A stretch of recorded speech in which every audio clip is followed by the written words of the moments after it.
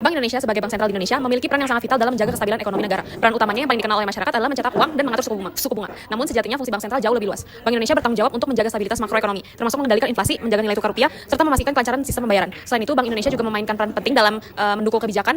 Bank Indonesia terus berkontribusi dalam pencapaian beberapa tujuan SDGs, diantaranya pada SDG 7, energi bersih dan terjangkau, SDG 10, mengurangi ketimpangan, dan SDG 12, konsumsi dan produksi yang bertanggung jawab. Meskipun demikian, banyak masyarakat, terutama generasi muda, yang mungkin belum sepenuhnya menyadari peran dan kontribusi Bank Indonesia dalam mencapai tujuan-tujuan tersebut. Fenomena yang terjadi saat ini adalah rendahnya pemahaman generasi muda terhadap peran Bank Indonesia, terutama dalam kaitannya dengan kehidupan ekonomi sehari-hari dan kontribusinya terhadap pencapaian SDGs. Meskipun Bank Indonesia berperan penting dalam menjaga kestabilan ekonomi, banyak anak muda yang hanya mengenal Bank Indonesia. Menurut Menkyu NG tahun 2019, ekonomi moneter adalah cabang ekonomi yang mempelajari pengaruh uang dan kebijakan moneter terhadap perekonomian. Fokus utamanya adalah bagaimana bank sentral itu mengelola jumlah uang yang beredar, suku bunga, dan juga sistem perbankan untuk mencapai tujuan stabilitas harga, pertumbuhan ekonomi, dan juga pengendalian inflasi. Teori yang kedua yaitu teori bank sentral atau Central Bank Theory. Menurut Mishkin FS tahun 2015 dalam penelitiannya yang berjudul The Economics of Money, Banking, and Financial Markets, teori bank sentral menjelaskan peran dan fungsi bank sentral dalam perekonomian. Bank sentral bertanggung jawab atas kebijakan moneter yang mencakup pengaturan jumlah uang yang beredar, pengaturan suku bunga, serta menjaga stabilitas nilai tukar dan inflasi. Fenomena ini menunjukkan adanya kesenjangan informasi yang perlu diatasi agar masyarakat, terutama generasi muda, dapat memahami dan memanfaatkan peran Bank Indonesia dalam mendukung ekonomi yang berkelanjutan. Oleh karena itu, penting untuk mengkaji lebih dalam mengenai persepsi dan pemahaman masyarakat mengenai peran bank sentral ini. Penelitian ini bertujuan untuk menggali seberapa jauh pemahaman dan perspektif generasi muda terhadap peran Bank Indonesia dalam perekonomian serta kontribusinya dalam pencapaian SDGs, khususnya dalam ekonomi yang berkelanjutan. Nama saya Nathan Aurelius Harta dari jurusan Manajemen Bisnis. Fungsi bank sentral di suatu negara tuh buat ngejaga kestabilan moneter sama peredaran uang yang beredar di masyarakat. Ada jumlah populasi yang terus bertambah sama permintaan yang makin meningkat kan ya berbanding lurus lah sama jumlah uang yang beredar. Itu tiap tahunnya mengalami inflasi. Saya kurang tahu banyak sih ya tentang apa yang dilakuin Bank Indonesia. Cuman yang saya tahu inflasi di Indonesia tuh tiap tahunnya 15%. Sama yang saya tahu tuh ditutup-tutupin juga kan. Kayak kemarin kasus rupiah, nilai tukar rupiah sama dolar jadi 17.000 itu ditutup-tutupin pemerintah kan. Belum efektif, tapi setidaknya ada usaha lah. Kayak yang minggu lalu tuh BI rate turun jadi 4,5%, dipangkas. Itu kan investor asing jadi banyak masuk, harga saham di Indonesia jadi bagus lagi. Setahu saya kalau misalnya negara Indonesia kayak banyak utang gitu ya, dia kan produksi mata uang buat ngeproduksi rupiah buat ngebayar utang tersebut. Atau kalau misal kayak ada investor asing taruh duit di Indonesia, taruhnya di Bank BCA atau Bank Mandiri, Bank BRI gitu.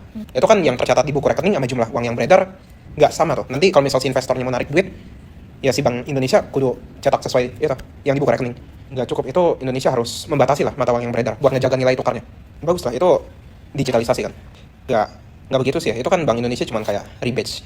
Kayak contohnya Kris itu kan sebenarnya produk luar, cuman Indonesia kembangin. Kayak GPN juga tuh. GPN kan versi rebasenya kayak Visa, Mastercard gitu. Habis itu kayak diakuin nama Bank Indonesia.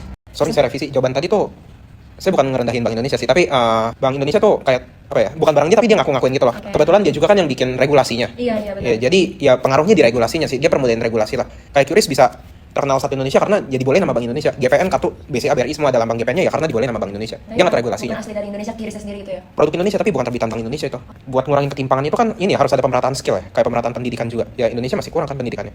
Kayak sekolah-sekolah negeri juga kebanyakan madolnya. Ya jadi buat biar sama rata nggak timpang terlalu jauh harus di itulah. Bank sentral gak ada kaitannya sama itu. Namanya perusahaan besar pasti ada itu ya, program CSR. Saya kurang tahu sih program CSR-nya apa. Sekian, terima kasih atas waktunya. Terima kasih atas jawabannya. Sama-sama. Oke, kalau menurut aku peran bank sentral itu menjaga stabilitasan dari uang rupiah sendiri. Jadi ya menstabilkan dari adanya inflasi dan juga dari mata uang asing, sangat penting. Yang pertama contohnya, kalau terjadinya pasti setiap tahun kita pasti terjadi inflasi. Tugas bank sentral itu kan menjaga stabilisasi. Nah, dari peran pentingnya itu yang saya rasakan itu kayak misalkan kita mau beli barang-barang mentah atau barang-barang dari Indonesia itu lonjakan inflasi tidak terlalu tajam. Jadi tetap stabil dalam kehidupan masyarakat. Moneter sendiri. Jadi dari BI ini sudah cukup responsif untuk menanggulangi dampak-dampak yang terjadi dalam ekonomi. Nah, jadi sudah cukup baik menurut saya untuk dinamika global yang masuk ke dalam ekonomi Indonesia. Sebenarnya cukup efektif. Kita bisa lihat dari lonjakan dari tahun 2020 sampai sekarang, lonjakan inflasi itu tidak terlalu signifikan, tapi memang fluktuatif naik terus. Tapi dengan masih kisaran pasar global wajar, kenaikannya masih wajar. Jadi ya cukup baik lah untuk penanggulangan kebijakan dari Indonesia. Kalau dari sistem keuangan, setahu saya tidak terlalu tahu detail. Untuk sistem keuangan itu perannya oleh jasa audit tadi, jasa keuangan ini diatur oleh OJK, tapi BI juga punya peran penting untuk menjaga untuk menstabilkan masalah ekonomi Indonesia. Oke, menurut saya kalau untuk sistem keamanan Indonesia ini tidak ada yang sepenuhnya kebal terhadap krisis yang akan datang, itu khususnya ekonomi keuangan kita maksudnya. Tapi dengan dibantunya dengan lembaga-lembaga yang ada kayak OJK, itu tuh bisa membantu, itu sudah cukup membantu untuk menstabilkan sistem rupiah. Dia berbanding jauh dengan krisis moneter tahun 1998. Jadi lebih baik. Menurut saya itu sudah cukup baik untuk mempermudah juga transaksi dari kalangan masyarakat gitu. Jadi dipermudah lah, khususnya untuk UMKM dan lain-lain. Kalau untuk itu sebenarnya masalah uang digital, virus dan lain-lain sebenarnya kan dipakai di mana-mana ya. Kayak tiap daerah pasti bayar digital itu kayak Indomaret, supermarket dan lain-lain. Ini menurut saya sudah cukup baik untuk melakukan transaksi di mana UMKM dan lain-lain itu mempermudah masyarakat. Ya, seperti itu sih menurut saya. Walaupun untuk peran Bank Indonesia sendiri menurut saya, yang saya tahu itu cukup berkontribusi juga dalam pendidikan itu.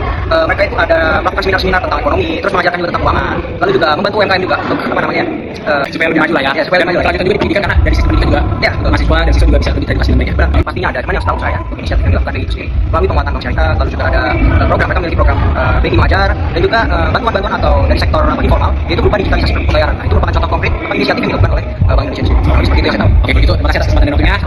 Kita akhiri wawancara. Oke, untuk kesimpulan dari hasil wawancara dan juga survei terhadap responden yang berumur 18-28 tahun, mayoritas menyadari bahwa Indonesia berperan penting dalam menjaga stabilitas ekonomi nasional dan mengatur inflasi, suku bunga, dan menjaga stabilitas nilai tukar rupiah. Sebagian besar responden juga tahu bahwa Bank Indonesia memakai berbagai instrumen seperti operasi pasar uang terbuka dan kebijakan suku bunga untuk mengatur jumlah uang yang beredar di masyarakat. Mereka merasa kebijakan ini berdampak langsung terhadap harga pokok, kemampuan menabung, dan iklim investasi. Dan menariknya, banyak responden yang telah menyadari bahwa Bank Indonesia mendukung pencapaian tujuan pembangunan yang berkelanjutan atau SDG, khususnya melalui inklusi keuangan, dukungan terhadap UMKM, dan respon kebijakan keuangan yang berkelanjutan. Secara umum, dapat disimpulkan bahwa kepercayaan masyarakat terhadap Bank Indonesia itu cukup tinggi, dan mereka melihat peran Bank Indonesia sebagai lembaga penting dalam menjaga keseimbangan ekonomi, terutama di tengah dinamika ekonomi global yang terus berubah.